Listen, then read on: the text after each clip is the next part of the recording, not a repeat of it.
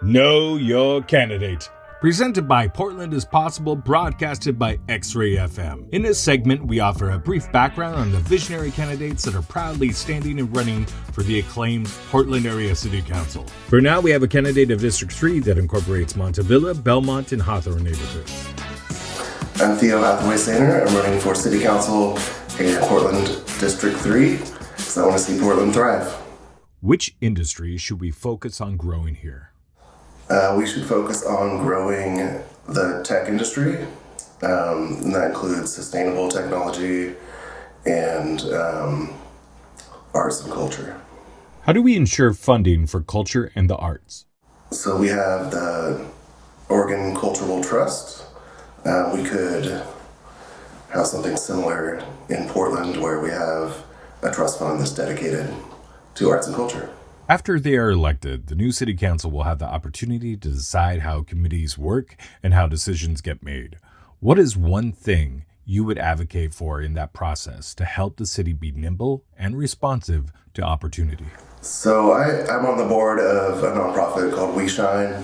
I also work at a nonprofit. I'm in a lot of meetings, and the one thing that is crucial to a successful meeting is to have a structure for decision making, knowing when a decision is made, and making sure that everyone in the room is heard. What part of the district do you expect will change the most in the next 10 years? The 82nd Street area between Prescott and probably down to Duke will be the most changed in the next 10 years. What would or should the average Portlander's day look like in 30 years? In 30 years, the average Portlander will be living in a home that they can afford. When they leave the house, they will feel safe. There will be access to mental health resources and addiction recovery, and we'll have neighborhoods that are thriving and a city government that is inclusive and collaborative.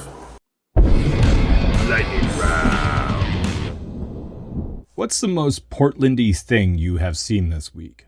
On my way here, I saw someone on a tall bike, and earlier this week, I was volunteering at the nonprofit that I am on the board of, and we were all painting the new transitional housing that we built, and just the crowd of folks that were volunteering were super diverse, and it was just very, Portlandy. We had our coffee and our pizzas, and they were, older people, richer people, trans people. It was a real cool scene. Would you describe Portland as more grunge, more jazz, or more indie pop? I would say it's more indie pop at this point. Full stop. If you couldn't live in Portland, where would you want to live? I would live in Oakland, California. Whom from Portland's past or present should our leaders take notes from? Vera Katz. Should the President Teddy Roosevelt statue come back? Yes. So now you know your candidate, or a bit about them. We like to thank the visionary candidates, also like to especially thank all the volunteers and organizations that put this together.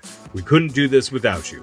To look at each candidate, be a good Portland citizen, and to be a dashing and informed voter, listen to XRAY FM to learn about ballots and the new ranked choice voting system. And check out portlandpossible.org.